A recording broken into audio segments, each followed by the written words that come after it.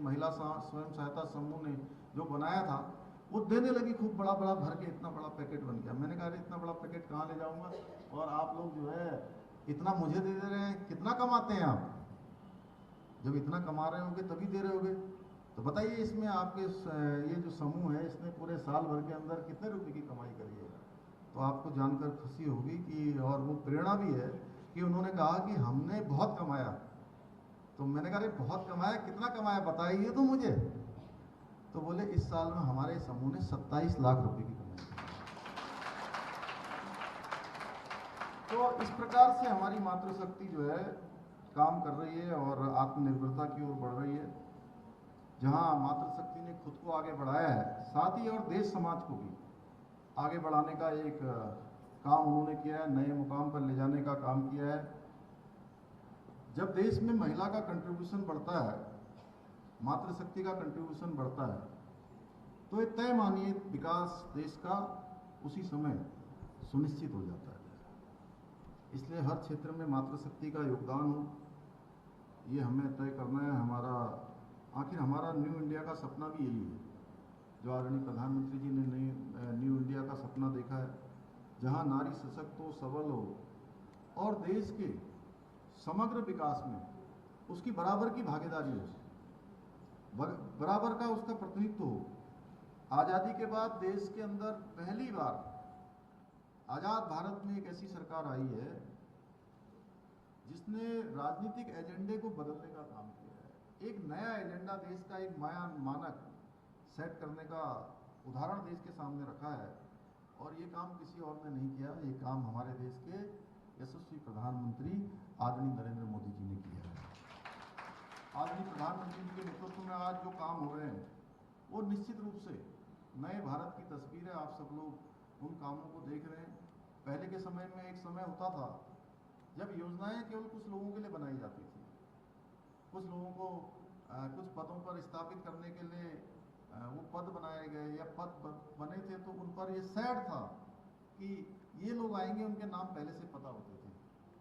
लेकिन आज जो नया भारत है, कोई सोच सकता था कि अचानक द्रौपदी मुर्मू जी देखिए देश की राष्ट्रपति बन गई, आप जैसी बैठे, सोचा भी नहीं था किसी ने। तो ये नया भारत है। नए भारत की तस्वीर में आज मातृशक्ति पीछे नहीं है, और बल्कि समाज का नेतृत्व करने के लिए सबसे आगे खड़ी है। ये हमारे सामने अनेकों उदाहरण इसके हैं। आज प्रधानमंत्री जी ने महिला सशक्तिकरण को अपनी प्राथमिकता में रखा है, हर योजनाओं में रखा है। और ये नरेंद्र मोदी जी की सरकार है जिसने मुस्लिम समाज की जो कुप्रथा थी 3 तलाक, उस 3 तलाक को खत्म करके जो कुप्रथा का ये दंश वो हमारी मुस्लिम समाज की बहनें झेल रही थी, उनके लिए भी समाज के सम्मान के साथ जीवन यापन करने के लिए उनको प्रेरित किया है, एक नया मार्ग उनके लिए खड़ा किया है।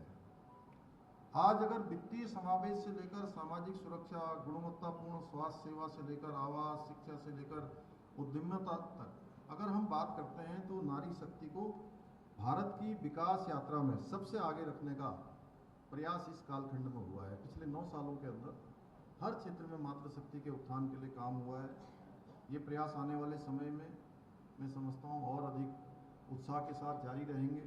उज्ज्वला योजना हो, हर घर नल से जल हो, शौचालय का निर्माण हो, ये सभी कार्य, बेटी बचाओ बेटी पढ़ाओ अभियान हो, घर घर बनाए गए शौचालय, ये केवल एक ईंट सीमेंट का ढांचा नहीं है। ये हमारे लिए, अगर हम उसको बहुत गहराई से देखें तो आप देखेंगे कि ये एक हमारी मातृशक्ति का सम्मान है, मातृशक्ति का सम्मान का प्रतीक है घर घर शौचालय। पहले की स्थिति हम सब लोगों ने देखी किस प्रकार से हम लोग सब लोग अधिकांश लोग उन सामान्य स्थितियों को देखते हुए आए हैं। अगर शौच भी जाना होता था तो रात का इंतजार करना पड़ता था, तो वो कठिन स्थितियों में किस प्रकार से बीमारियों के समय में, अन्य समय में परेशानियों का सामना करना पड़ता था, ये हम लोगों ने महसूस किया। ये कोई सामान्य बात नहीं है कि सरकार की योजना आ गई और शौचालय बन गया, सरकार की योजना आ गई, उज्ज्वला का सिलेंडर मिल गया, ये अगर हम इसमें गहराई से जाएंगे तो हमको लगेगा कि नरेंद्र मोदी जी की सरकार ने बहुत बड़ा काम किया है, और ये काम वही कर सकता है जिसने उन परिस्थितियों को जिया हो या उन परिस्थितियों को नज़दीक से देखा हो, उनका कभी न कभी सामना किया। और ये काम हमारे देश के प्रधानमंत्री जी ने, नरेंद्र मोदी जी ने नज़दीक से देखा, इसलिए उन्होंने अनेकों योजनाएं वो लेकर आए।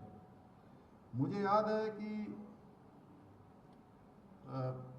किस प्रकार से जब मातृशक्ति जो है हमारी अपने बच्चों को पीठ पर लादकर घास काटने जाती है, किस प्रकार से चारा लाती थी, किस प्रकार से गोबर निकालती थी, किस प्रकार से काम करती थी, और उनके जीवन में अंधेरा था और महिलाओं का ये दर्द किसी ने समझा तो आदरणीय प्रधानमंत्री मोदी जी ने समझा।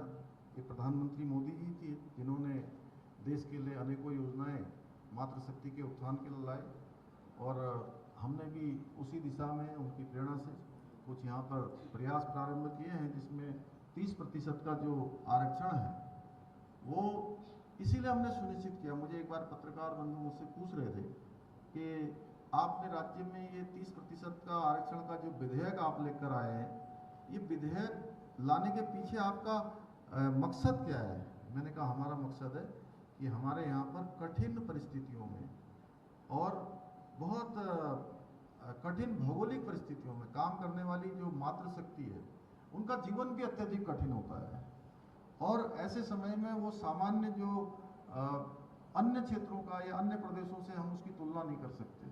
अगर हमें अपनी मातृशक्ति को आगे लाना है तो निश्चित रूप से कहीं ना कहीं उनका प्रोत्साहन करना होगा, कहीं ना कहीं उनको इस दिशा में लाना होगा, और इसीलिए हमने 30% का आरक्षण ये लाए, और ये हमारी प्रतिबद्धता है कि मातृशक्ति को आगे लाना है।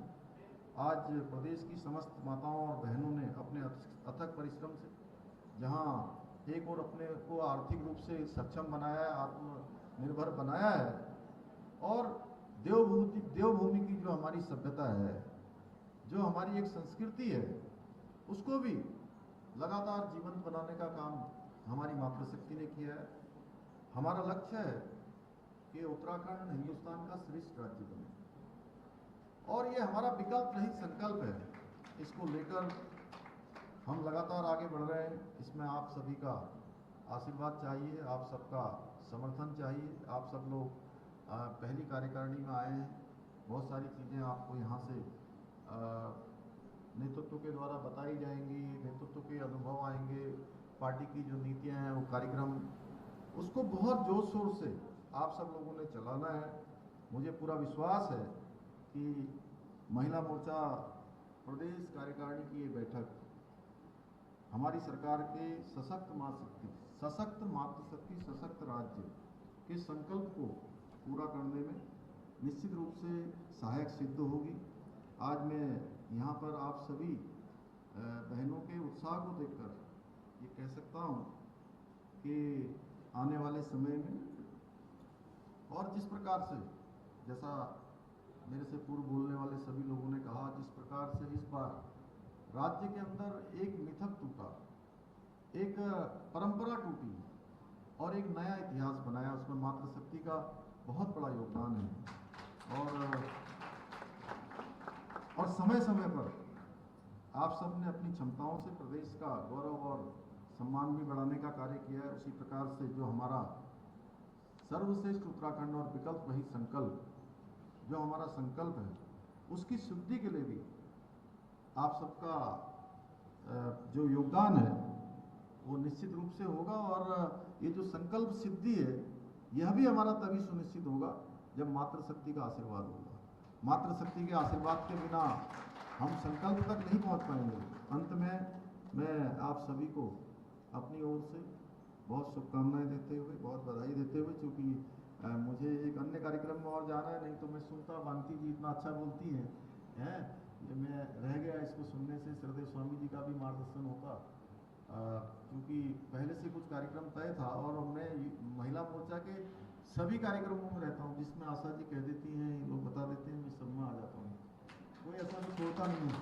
मैं कोशिश करता हूँ, और आज भी मैं कोई बोलने के लिए नहीं आया, मैंने जो मेरे मन में था, कुछ बातें थी, कुछ मैंने आपके सामने केवल अपने भाव प्रकट किए हैं।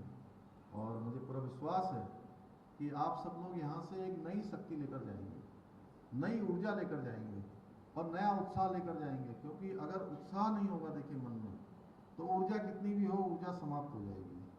अगर ऊर्जा का जो पावर हाउस है उसको निरंतर स्टार्ट रखना है, तो उत्साह जो है पीछे से जरूर हवा की तरह आता रहना चाहिए। इसलिए उत्साह आप लोगों के जीवन में बना रहेगा तो हमारे सभी मनोरथ पूरे होंगे। पुनः एक बार आप सभी का धन्यवाद करते हुए और बानकी जी का विशेष रूप से मैं अपनी तरफ से स्वागत करते हुए इनका और अभिनंदन करते हुए देवभूमि उत्तराखंड में अपनी वाणी को विराम देता हूँ। बहुत बहुत धन्यवाद।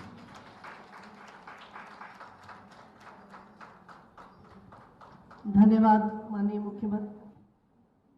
मुख्यमंत्री जी, आपका ओजस्वी उद्बोधन महिला मोर्चे को यहाँ पर प्राप्त हुआ।